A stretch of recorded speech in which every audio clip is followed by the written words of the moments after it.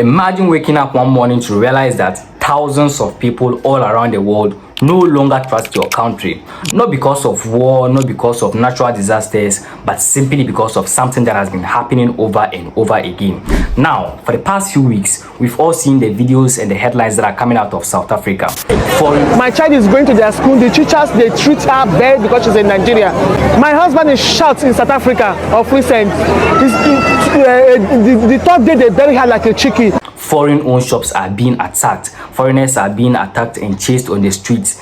Families are leaving the country, and even governments have raised concerns about this issue. Nigeria would not tolerate, Nigeria would not accept any violent actions on its nationals. But as I kept following the news, I started to notice something. It wasn't just about the people living anymore. It was now about the money living, the businesses, the investors. Then I started thinking, maybe South Africa's biggest problem isn't just the attacks. Maybe it is what those attacks are costing the country. So what actually happened? Well, it started with attacks on foreign-owned shops in different parts of South Africa. Videos started spreading online, shops were looted, some were even destroyed.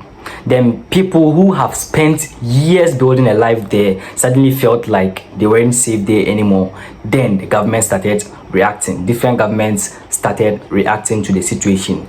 Nigeria said at least some of its citizens had been killed during the recent violence, and Ghana also confirmed that one of its citizens, Bashiru Ishaq, had been killed due to the attacks, even though South Africa denies it and says they are still trying to investigate exactly how his death was linked to the attacks. At the same time, a lot of people were leaving the country. Some left with just their bags, others had to close businesses that they spent a lot of years working on, and some didn't even know if they were ever going to come back. How are you? I'm Kit. How are you feeling going back home? Oh, I'm feeling very happy going back home. Due to the xenophobic attacks and the rampant attacks on us foreigners, and they said we must go back home and fix our country, so we are going. And this wasn't just people talking on social media, it was government officials speaking up, and even major news stations all across Africa were covering it, and country after country kept asking the same thing: how did things get this bad? But as everyone was focused on the attacks, something else was happening in the background, and that is where the story starts to change.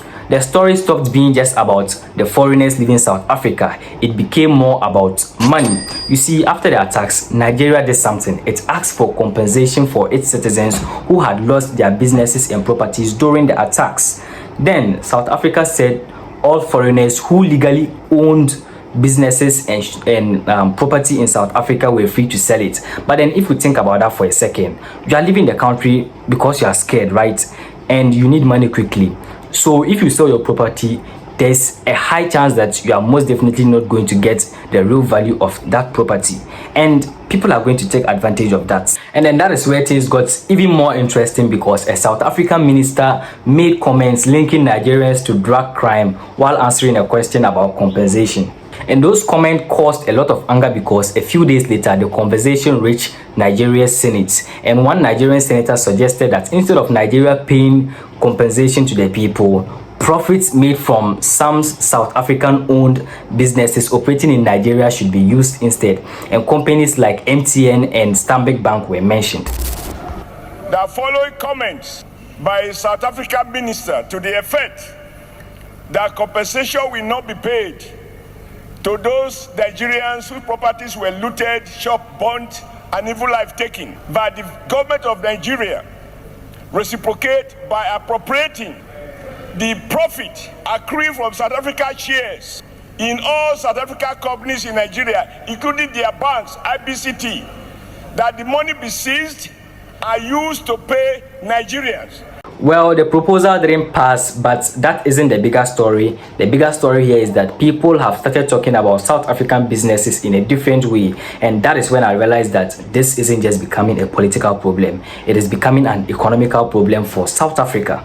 So here's the question that I've been asking myself: if people are scared to invest, if business owners are thinking about leaving, and if other countries are starting to lose interest, who really loses in the end? Because here is the truth: when a country starts feeling unsafe, it is not just the people living that are going to be affected. The country self go fail. Maybe one investor decides not to start a new business, maybe another company decides to expand elsewhere, maybe an African entrepreneur who was planning or who had plans to move there changes their mind. Now, none of these makes big headlines, but over time they all add up. And that is why I don't think this story is only about xenophobia, because once people start feeling like a place isn't safe to live, work, or even invest anymore, then winning back that trust can be very difficult and sometimes might even take years. And that is something most of us don't think about anytime we see the headlines. And maybe that is the biggest lesson here. Today the headlines is about South Africa. Tomorrow it may be about another country.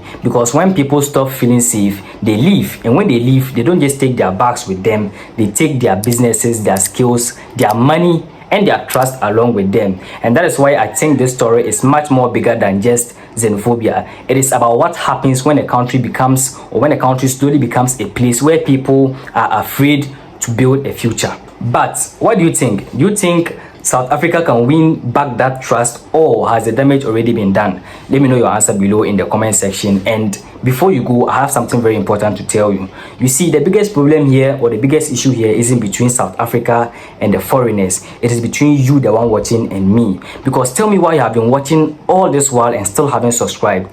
Please go ahead and hit that subscribe button and like. My name is Remy, and I'll see you in the next one. Thanks for watching.